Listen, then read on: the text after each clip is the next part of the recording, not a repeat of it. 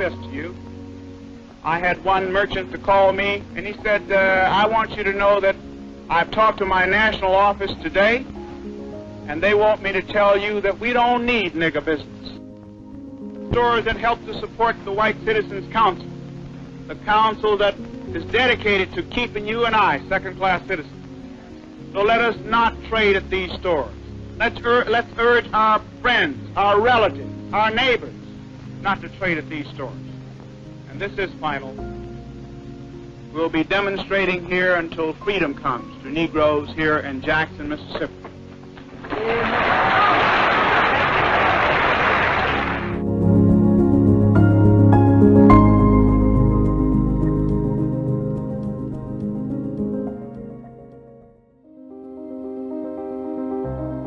Hi, I'm Randolph Bunbury. I'm a biology major at Medgar Evers College. I'm currently aspiring to get my master's degree in cardiovascular perfusion at Hofstra University. Hello, my name is Nehemiah Brown. I'm currently a Medgar Evers College student. My major is liberal arts, and I'm aspiring to be a nursing major. Bonjour, my name is Jonas Bazard. I am a Haitian American at Medgar Evers College, and my major is business. My name is Latrell Scott. I am a senior at Medgar Evers College Preparatory School. I'm also a part of the Beloved community and as well as part of the Smart Scholars organization. My name is Mali Gibbs. I'm a junior at Medgar Evers College, where I am a BFA major and pursuing my degree in communications. Buenas tardes, my name is Carlos Martinez. I'm an incoming junior majoring in bio at Medgar Evers College. I'm Joshua Brazil. I'm a sophomore at Medgar Evers College, City University of New York. I'm currently pursuing medicine. I'm from Brooklyn, New York, but I'm also from Haitian descent. Cheryl Mason, I'm the director of the SEEK program here at Medgar Evers College. I'm also alumni of the college. I graduated.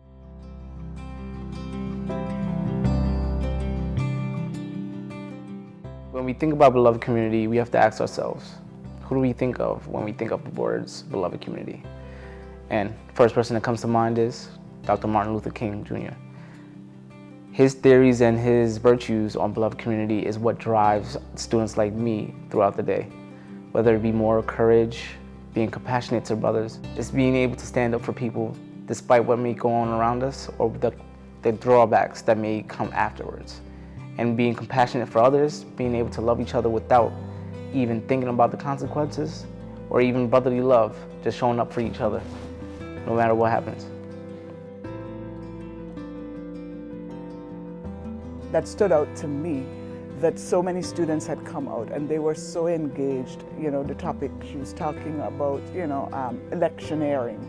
And it was right in that moment when such an important election was happening, and so it was really so heartwarming to see students engaged. So for me, that day I remember telling Professor McMillan, listen, you've got me for this project because something has been reignited in me, and I just need to be a part of anything that's happening with Beloved Community. Beloved Community has helped me, given me an incentive to working hard. Having taken Professor McMillan's class before in the past, he sees that and then he thinks this is a good program for me to be a part of. It made me want to go harder, get better grades, just keep getting better at what I'm doing.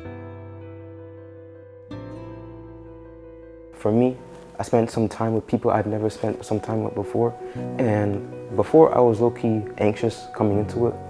However, I believe that our time spent together, especially in New Orleans, that was truly a part of the Beloved community, because the Beloved community is basically bringing people together no matter our differences, no matter what we believe, and just overall having people unite together. For me, I didn't feel like I was my lone self. I didn't feel like just only because for me being Hispanic, I was alone, I was diverse. No, I felt communicated, I felt connected with one another. Especially the time we had in the pool, we were all enjoying it.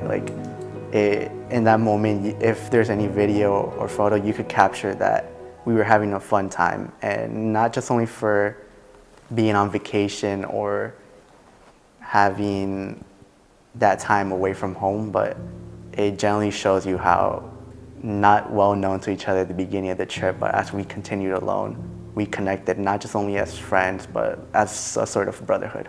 For me, going there and seeing them experience Medgar, the man, for the first time was really very moving. Of course, it was also my first time going to Mississippi.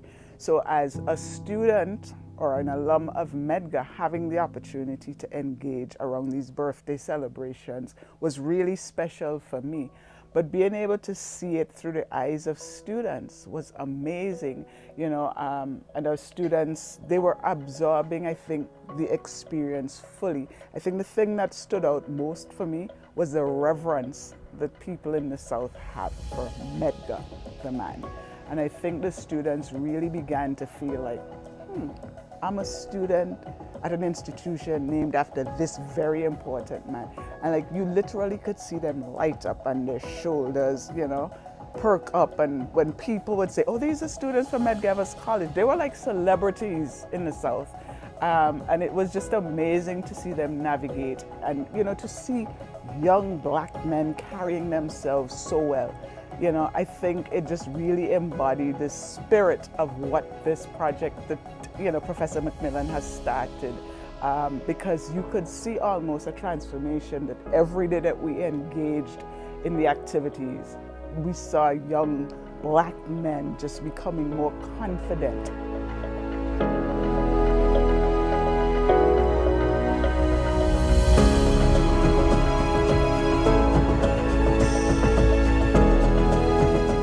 I wasn't too knowledgeable on what exactly beloved community was at first. I was fortunate enough to come across individuals who were far more knowledgeable about it than me.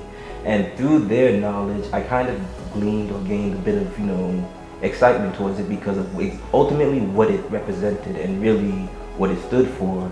And as I continue to learn more about it every day through my peers, I come to respect what it truly is, and that is compassion and brotherly respect.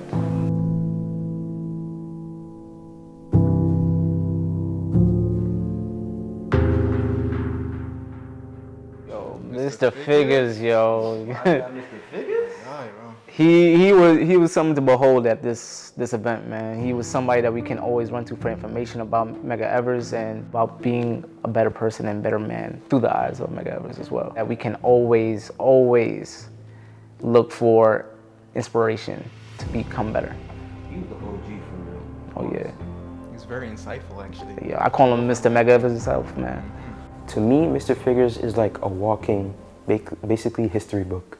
And well, listening to him talk, usually when I listen to people talk, no offense, I tend to get bored, but listening to him talk is like, it's like reading a graphic novel. To add on, when we were at the gala for his 100th birthday, it seemed like Mr. Figures was the person that everybody knew and everybody held as the highest of reveres. He was somebody that everybody respected and loved, and somebody that was always in the circle when you need to know something about Mr. Medgar Evers. I felt like he was like a walking history book, honestly. He was great. He knew his facts in and out. In and out.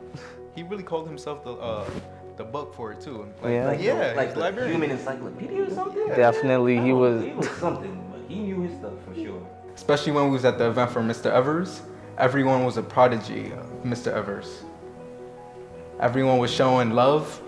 I didn't really understand how everyone could just get together. Even I didn't really know the man at first, because I knew Martin Luther King, but when I came to Medgar Evers, everyone was talking about Mr. Evers, Mr. Evers. I wanted to know who Mr. Evers was too. But when I was at the event, everyone was so hyped up. They was telling stories about him.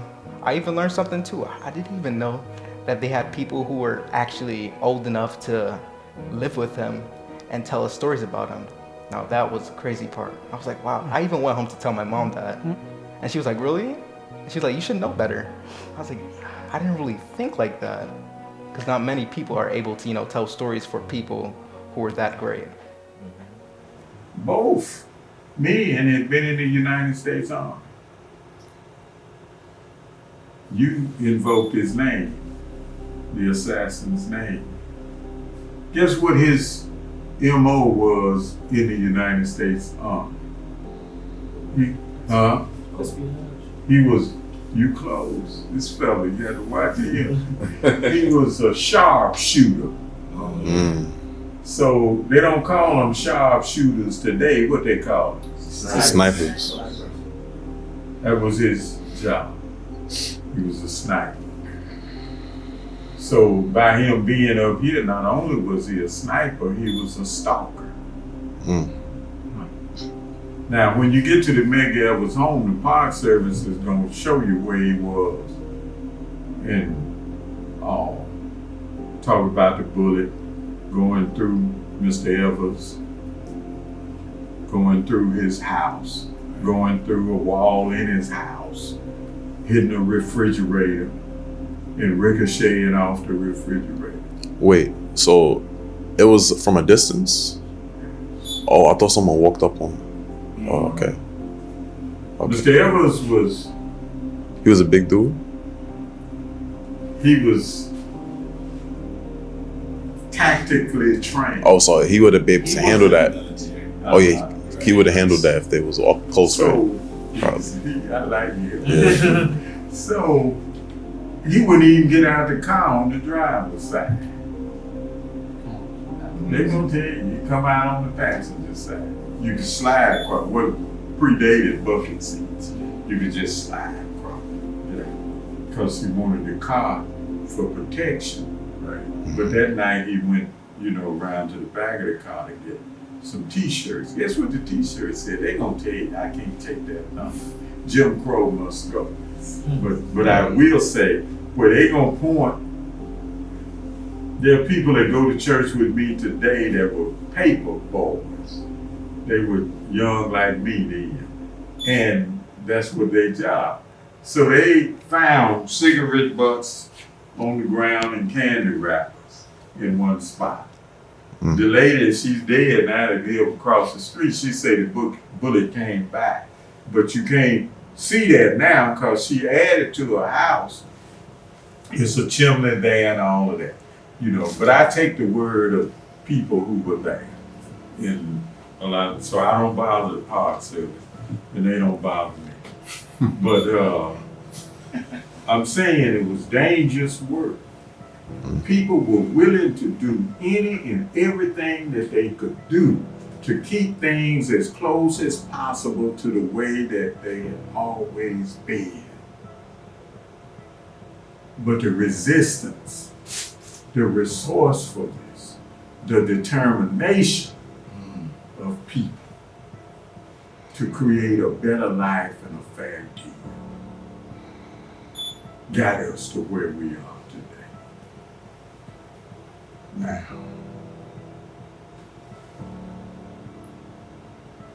who wouldn't want to be upstairs in the corner, lots of natural light? That's the top office in this suite. Executive directors got it. As opposed to in the corner, in the back, in the house. It was dangerous work. Dangerous. People understood the dangers. And they did what they could. They did what they could to get us to where we are. So the question now becomes, two Mississippis, two countries, two worlds.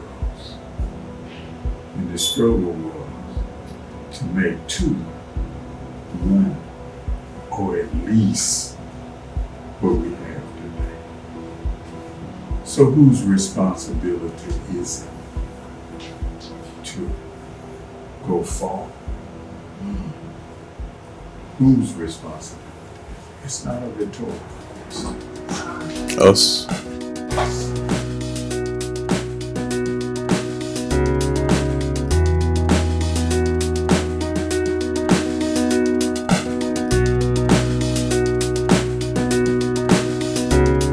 The presence of missing figures is not something many get to experience, and from our perspective, and my perspective, it was like seeing and viewing the true value of what the name Medgar Evers meant. He's not the perfect embodiment nor the perfect replication, but he is someone who does represent what Medgar Evers valued within his lifespan, and it truly developed within me and my colleagues. I want to say that we as a community that didn't live in Mississippi or any state in the South, we are able to value those same meanings and embody it within our community, which is here in New York.